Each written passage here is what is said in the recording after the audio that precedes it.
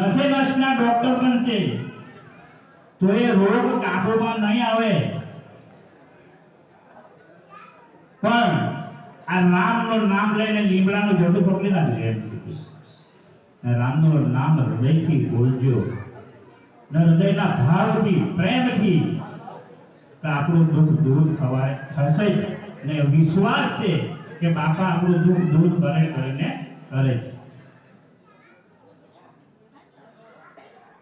બધા જ સુખ માંગે છે, બરાબર? તો દુઃખ કોઈ માંગતું નથી. પણ દુઃખ ઓટોમેટિક આવે છે. દુઃખ ઓટોમેટિક આવે ને પાછું સારું થઈ જાય. ત્યારે દુઃખ આવે ત્યારે ભગવાન ભગવાન કરીને, સુખ આવે ત્યારે ભૂલી જાય. એટલે ભગવાનને યાદ કરવામાં આપણે હૃદયથી, પ્રેમથી યાદ કરવાનું. દિત્યારામ બાપા માર્ગ બતાવી દીધા છે.